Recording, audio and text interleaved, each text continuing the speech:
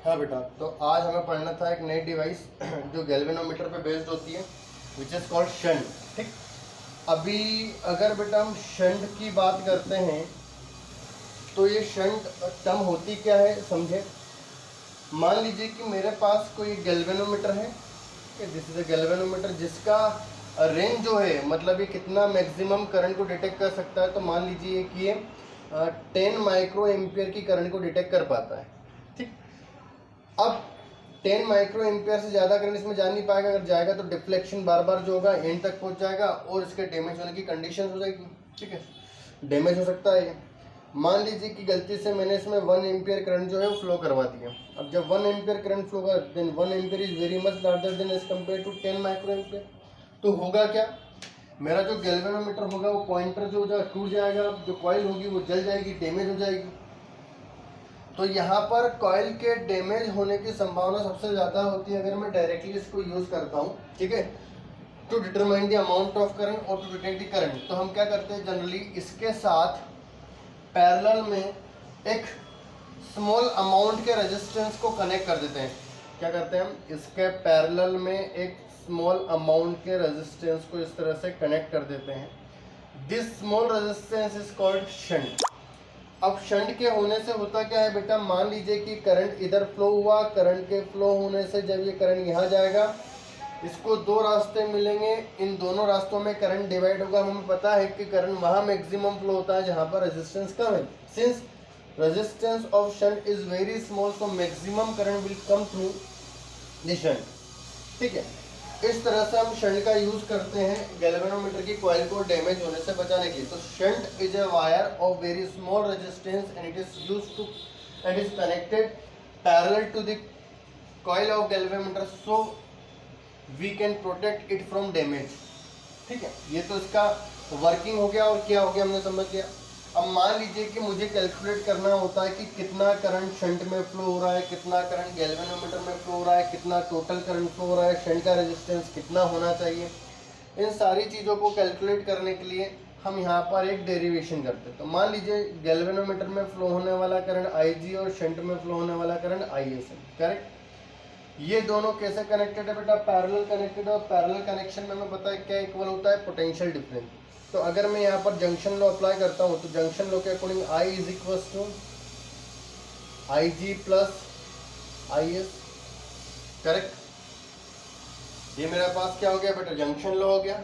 ठीक है, अभी इसके बाद हम पैरेलल कॉम्बिनेशन में पोटेंशियल डिफरेंस इक्वेट करते तो potential difference across G is equal to potential difference across S, क्योंकि पैरेलल में पोटेंशियल की वैल्यू सेम होती है, करंट डिवाइड होता है ना। What is the formula of potential, V is equal to IR।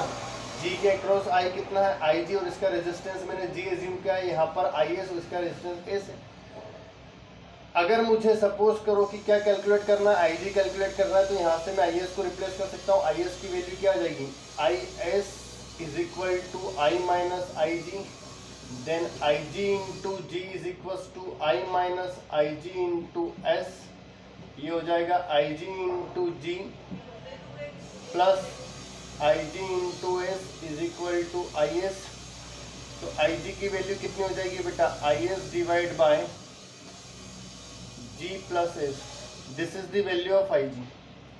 अगर मैं इस IG की वैल्यू को यहाँ पुट कर देता हूँ, then we will get IS which is equal to I into G divide by G plus S। Correct, ये हो गया। तो या तो मुझसे ये पूछा जा सकता है या फिर मुझसे ये पूछा जा सकता है। ठीक है, या कोई रेजिस्टेंस पूछ सकते हैं, तो आपके पास फॉर्मूला ऑलरेडी गिवन है, इसके थ्रू आप रेजिस्टेंस भी कैलकुलेट कर सकते हैं। ठीक, अब यहाँ पर जो हमसे दो क्वेश्चंस एक्स्ट्रा पूछे जा सकते हैं और जो इंपॉर्टेंट क्वेश्चंस होते हैं वो होते हैं बेटा क्या, एमीटर एंड वोल्ट मीटर। ठीक है, इन पे बेस्ड जनरली क्वेश्चंस न्यूमेरिकल आ सकता है, आपके टेक्स्ट बुक में भी दे रखे हैं। तो सबसे पहले डिवाइस जो हमें पढ़ना है, इट इज एमीटर।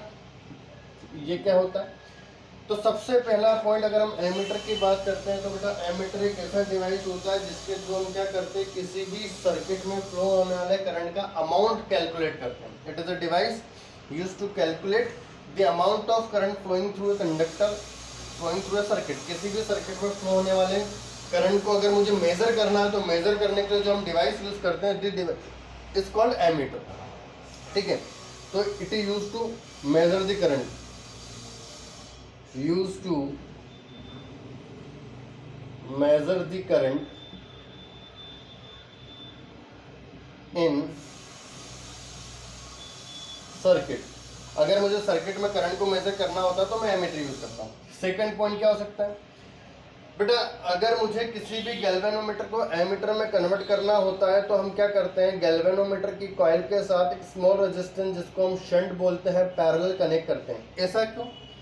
मुझे पता है कि कोई भी डिवाइस में करंट तब मैक्सिमम फ्लो हो सकता है जब उसमें रेजिस्टेंस कम से कम हो। अब मान लो कि मैंने ये एमीटर बनाया। अब एमीटर क्या होता है बेटा, एमीटर ऐसी डिवाइस होता है जिसके थ्रू हम एग्जैक्ट करंट को मेजर कर सकते हैं। अच्छा, करंट एग्जैक्ट मतलब टोटल कब फ्लो होगा, जो रेजिस्टेंस कम होगा। हमें पता है कि जब दो वायर जिनका रेजिस्टेंस कुछ ना कुछ होता है उनको पैरेलल कनेक्ट करते हैं तो जो टोटल रेजिस्टेंस, जो इफेक्टिव रेजिस्टेंस, जो इक्विवेलेंट रेजिस्टेंस आता है वो स्मॉलेस्ट वैल्यू ऑफ रेजिस्टेंस से भी कम होता है। मान लीजिए इसका रेजिस्टेंस 10 है, इसका रेजिस्टेंस 1 है, तो पैरेलल कॉम्बिनेशन क्या होगा, R1 into R2 divide by R1 plus R2। ये आंसर मेरा 1 से भी कम होगा। ठीक है, मतलब पैरेलल कॉम्बिनेशन का जो रिजल्ट होता है वो स्मॉलेस्ट वैल्यू से भी कम आता है। तो इसीलिए हम क्या करते हैं, रेजिस्टेंस की वैल्यू को कम से कम करने के लिए एक स्मॉल रेजिस्टेंस को पैरेलल कनेक्ट कर देते हैं ताकि जो इफेक्टिव रेजिस्टेंस आए वो और कम हो जाए, और जितना रेजिस्टेंस कम होगा करंट उतना ही ज़्यादा मेजर कर पाएगा वो। ठीक है, चलिए, तो सेकंड पॉइंट क्या हो गया, to convert a galvanometer into ammeter we have to connect a small resistance called shunt parallel to the coil of galvanometer. ठीक है, to convert a galvanometer into ammeter we have to connect a small resistance called shunt parallel to the coil of galvanometer. ठीक है, तो ये second point हो गया। Third point क्या हो गया, resistance of an ideal ammeter should be zero. Resistance of an ideal emitter should be zero। ऐसा क्यों बेटा, हमें पता है कि रेजिस्टेंस की वैल्यू जितनी कम होगी करंट उतना ही ज़्यादा होगा। अगर रेजिस्टेंस में जीरो कर दूंगा तो करंट एग्जैक्ट फ्लो हो जाएगा, बट ऐसा एमीटर बनाना पॉसिबल नहीं है, कुछ ना कुछ उसके रेजिस्टेंस की वैल्यू तो होती ही है। ठीक है, तो मैं बोल सकता हूँ कि रेजिस्टेंस जो होता है किसी भी एक आइडियल एमीटर का क्या होना चाहिए, जीरो होना चाहिए, ताकि मैक्सिमम करंट उसमें टोटल करंट फ्लो हो पाए। बट ये आइडियल केस है, एक्चुअल में वैसा पॉसिबल नहीं है। फोर्थ पॉइंट, अगर मुझे किसी पर्टिकुलर अमाउंट ऑफ करंट को मेजर करना है तो कितना हमें शंट कनेक्ट करना पड़ेगा, ये पूछा जाता है। ठीक है, find the value of shunt. ठीक है, हमें गैल्वेनोमीटर में फ्लो होने वाला करंट पता है, तो हमें एक रिलेशन पता था बेटा, क्या, IG is equal to IS divide by G plus S। तो यहां से क्या हो जाएगा, IG into G plus S divide by I is equal to S।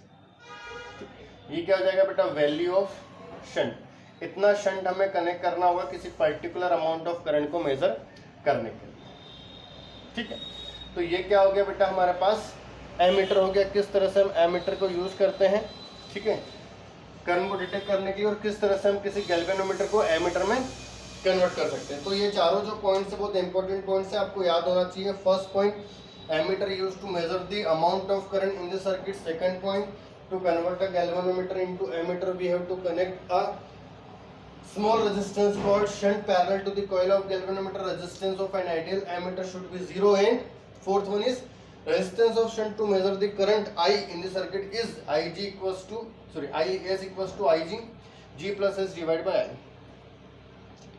Similarly एक और डिवाइस होता है जिसको हम यहाँ पर बोलते हैं बेटा क्या, वोल्ट मीटर। अब अगर हम बात करते हैं कि वोल्ट मीटर क्या होता है, समझे, तो